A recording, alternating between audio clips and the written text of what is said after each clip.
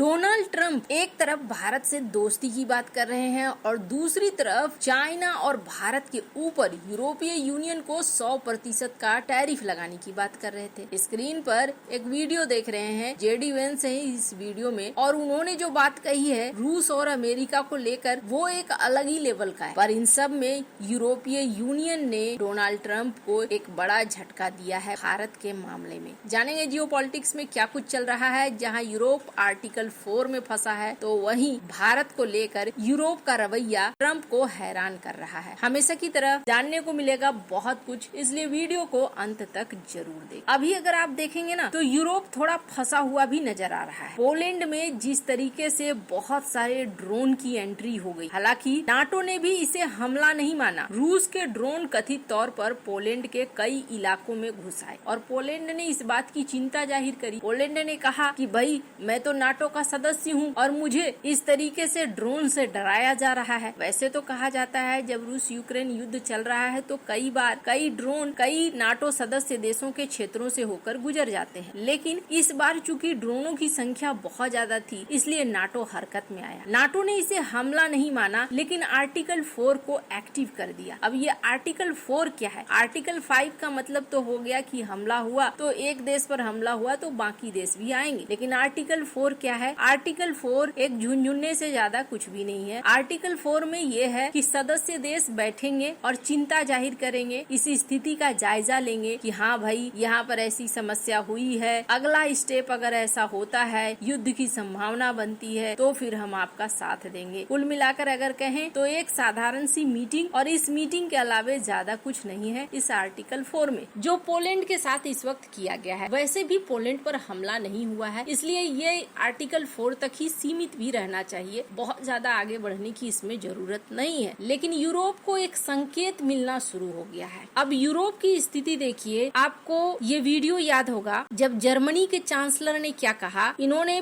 भारतीय पीएम को एससीओ में देखा, उसके बाद इन्होंने कहा कि देखिए यूरोप को अपनी गलती का एहसास हो रहा है। और क्या एहसास हो रहा है कि यूरोप न आज की डेट में एक बड़ा फैक्टर नहीं रह गया है, मतलब रणनीतिक शक्ति में एक बड़ी शक्ति नहीं रह गया है। अब ये कहना क्या चाहते थे, साधारण भाषा में समझिए, ये कहना ये चाहते थे कि पीएम मोदी गए, शी जिनपिंग से हाथ मिलाया, राष्ट्रपति पुतिन से गले मिले और पासा पलट गया ग्लोबल ऑर्डर का। एक नया ग्लोबल ऑर्डर दिखने लगा क्योंकि भारत एक मजबूत ताकत बन चुका है। किसी जमाने में यूरोप भी यही ताकत रखता था, लेकिन आज के समय में यूरोप कमजोर हो चुका है। इन्होंने साफ साफ शब्दों में कहा कि यूरोप निर्भर रह गया अमेरिका के ऊपर। ये बातें अब यूरोप को खल रही है, यूरोप को समझ में आ रहा है। आपको याद होगा पीएम मोदी चाइना गए, अजीत डोभाल चाइना गए, लेकिन उस समय डॉक्टर एस जयशंकर चाइना नहीं गए थे। और घर में वो किससे बातें कर रहे थे? कहा जाता है कि उस समय पूरा दायित्व डॉक्टर एस जयशंकर के ऊपर यूरोप को लेकर था। यूरोप को लेकर आने वाले समय में कदम बढ़ने वाला था, ये भारत भी जानता था और अभी वही चीज हो रहा है। डोनाल्ड ट्रंप यूरोप के ऊपर प्रेशर डाल रहे हैं कि भारत और चाइना के ऊपर 100% टैरिफ तुम लगा दो, और तुम लगाओगे उसके बाद हम भी लगाएंगे। ऐसा कहा जा रहा है कि मैच करने की बात हो रही है। तो ऐसा क्यों कर रहे हैं डोनाल्ड ट्रंप? तो दो बातें हैं। पहली चीज तो ये, जेडी वेंस की इस बात को सुनिए।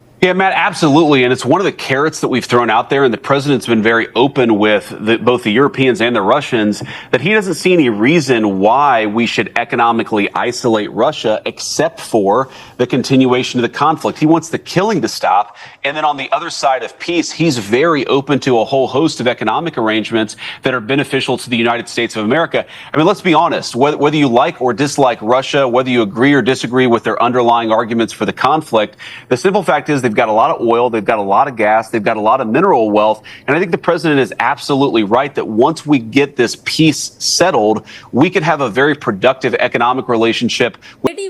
अभी ये कहना चाहते हैं कि अमेरिका और रूस के बीच में व्यापार होना चाहिए, एलएनजी का होना चाहिए, पेट्रोलियम का होना चाहिए, ताकि अमेरिका और रूस के बीच में संबंध अच्छे बने और ये जो तनाव है ना, ये जो झगड़ा है, ये झगड़ा धीरे धीरे खत्म। अब एक ही चीज के लिए कोई डबल स्टैंडर्ड कैसे अपना सकता है? आप अपने देश के लिए कह रहे हो कि रूस से एलएनजी खरीदो, तेल खरीदो, और वही जब भारत खरीद रहा है या फिर चाइना खरीद रहा है तो आप कहते हो कि इसके ऊपर परसेंटेज में आप टैरिफ लगा दो और यूरोपीय यूनियन तुम भी लगा होगा तो। लेकिन फिर भी यूरोप को क्यों ये कह रहे हैं, तो बड़ी चीज क्या है, पहली चीज ये है कि भारत यूरोप को अपना सारा माल बेचेगा। अगर फ्री ट्रेड एग्रीमेंट साइन हो गया, अमेरिका का ये दबाव कोई काम नहीं आएगा। दूसरी बड़ी चीज, अमेरिका ये चीज महसूस कर रहा है कि भारत के ऊपर हमारा दबाव काम नहीं आ रहा है, रिश्ते बिगड़ रहे हैं, इंडो पैसिफिक में माहौल भी खराब होता जा रहा है, भारत भी हमारे हाथ से निकलता जा रहा है। ऐसे में अगर यूरोपीय यूनियन भी इस तरीके का टैरिफ लगा देता है तो हम जल्दी से जल्दी भारत से बात कर सकते हैं और हल कर सकते हैं। भारत दबाव में रहेगा तो हमारी बातों को सुनेगा और हमारी बातों को सुनकर फैसला लेगा। लेकिन यहाँ पर कच्चे खिलाड़ी नहीं बैठे हैं, यूरोपीय यूनियन से इनकी डायरेक्ट बात भी हो रही है और यूरोपीय यूनियन ने यहाँ पर अभी तक जो खबरें आ रही हैं रॉयटर्स वगैरह इन सब की, जिसमें ये जताया है कि नहीं भाई, हम यहाँ पर भारत के ऊपर और भी ज्यादा टैरिफ लगाने नहीं जा रहे हैं। टैरिफ वाले मामले को हम वैसे भी मान्यता नहीं देते हैं, हम समर्थन नहीं करते हैं जो टैरिफ लगा है। बातचीत से मामलों को हल करना चाहते हैं। हाँ, रूस के ऊपर हम प्राइस कैप को और घटा सकते हैं। ये प्राइस कैप क्या है, तो एक रेट तय कर देना कि रूस को अगर तेल बेचना है तो वो $60 में ही बेचेगा, पर अब इसे घटाकर $47 पर बैरल कर दिया गया है, मतलब और भी कम, जिससे कि बहुत ज्यादा प्रॉफिट रूस को हो ही नहीं। अगर रूस को बहुत ज्यादा प्रॉफिट नहीं होगा तो फिर रूस उस पैसे का इस्तेमाल अपनी सेना के लिए या लड़ने के लिए नहीं करेगा। ये एक सिद्धांत माना जा रहा है यूरोपीय यूनियन की तरफ से कि ये वो लगाने की सोच रहे हैं। हालांकि ये एकदम से फाइनल नहीं है, पर यूरोपीय यूनियन ने चौंकाना शुरू कर दिया है डोनाल्ड ट्रंप को। स्क्रीन पर एक आर्टिकल देखिए जिसमें भारत के सी फूड एक्सपोर्ट को एक बूस्ट मिला है। यूरोपीय यूनियन ने 102 नए संगठनों को मान्यता दे दी है, यानी कि अब इसके द्वारा आराम से यूरोपीय यूनियन में समुद्री प्रोडक्ट जाएंगे जो पहले जाते थे अमेरिका में। लेकिन अमेरिका के इस टैरिफ के खेल के बाद भारत को अब जाकर यहाँ नया रास्ता मिला है। पीयूष गोयल की इस स्टेटमेंट को देख रहे हैं। अब ऐसा माना जा रहा है इस साल के अंत होने से पहले ही अब भारत और यूरोपीय यूनियन में एक फ्री ट्रेड एग्रीमेंट साइन हो जाएगा। अगर फ्री ट्रेड एग्रीमेंट साइन हो जाता है तो फिर भारत की सारी मुश्किलें लगभग हल हो जाएंगी और अमेरिका के पास कार्ड नहीं बचेंगे। जो कार्ड अमेरिका भारत के प्रति खेलना चाह रहा था वो कार्ड यहाँ पर नहीं बचेंगे, क्योंकि भारत को एक नया बाजार फ्री ट्रेड एग्रीमेंट के तहत मिल जाएगा। लेकिन क्या यूरोप पर बहुत ज्यादा दबाव बनाकर अमेरिका ऐसा करवा सकता है? इसके चांसेस न